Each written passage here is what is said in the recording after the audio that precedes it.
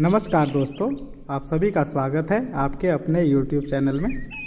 आज के इस वीडियो में मैं प्रस्तुत हुआ हूं एक नई कहानी के साथ। इस कहानी का नाम है 7 पूंछों वाला चूहा। किसी गांव में एक चूहा और एक चूहिया रहते थे। दोनों एक दूसरे से बहुत प्यार करते थे। एक दिन चूहिया ने 3 बच्चों को जन्म दिया। उनमें से एक बच्चे की 7 पूंछें थी। दुर्भाग्यवश एक दिन बिल्ली चूहे के 2 बच्चों को खा गई और 7 पूंछों वाला बच्चा ही उनके पास रह गया। यानी बिल्ली 2 बच्चों को पकड़ करके खा जाती है और एक बच्चा ही उनके पास रह जाता है, जो कि 7 पूंछों वाला था। जब 7 पूंछों वाला बच्चा बड़ा हुआ तो उसे एक स्कूल में दाखिला करा दिया गया। जब चूहा स्कूल पढ़ने जाता है तो स्कूल में उस चूहे के साथी उसे चिढ़ाते थे। 7 पूंछों वाला चूहा आ गया, 7 पूंछों वाला चूहा आ गया। उसको बहुत चिढ़ाते, उसकी खिल्ली उड़ाते थे। एक दिन उसने अपनी माँ से शिकायत की कि माँ, मेरे सब साथी मुझे 7 पूंछों के कारण चिढ़ाते हैं, मेरा मजाक उड़ाते हैं। तब चूहिया उसे दर्जी के पास ले गई और बोली, इसकी 6 पूंछें काट दो। अगले दिन जब चूहा स्कूल गया तो उसके साथियों ने फिर छेड़ा। 6 चली गई और 1 रह गई, 6 चली गई और 1 रह गई। और इस तरह से उसका मजाक फिर सब उड़ाने लगे।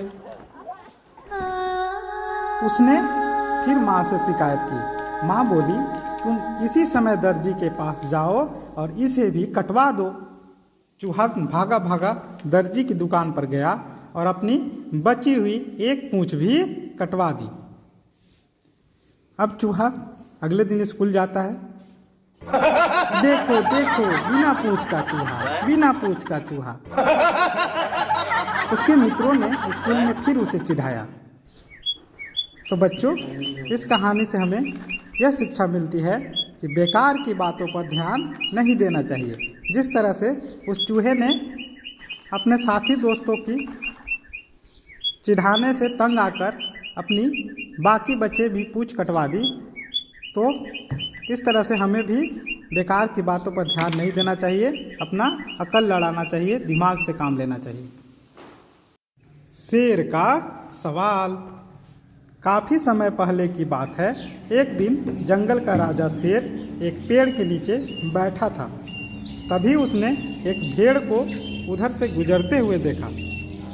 शेर ने भेड़ को बुलाकर पूछा, क्या मेरी मुंह से बदबू आती है? मासूम भेड़ ने जवाब दिया, हाँ महाराज, आपके मुंह से बदबू आती है।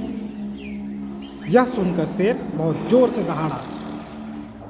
क्या तुम जानती नहीं कि मैं जंगल का राजा हूँ?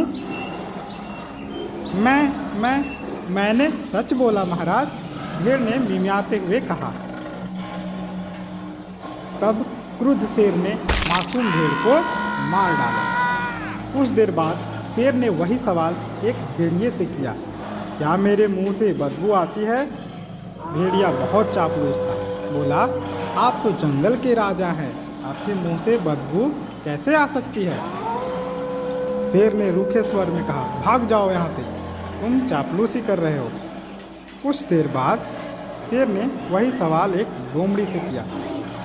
लोमड़ी काफ़ी चालाक थी। उसने विनम्रता से कहा, महाराज, ठंड के कारण मेरी नाक बंद है और मैं कुछ भी नहीं सूंघ सकती।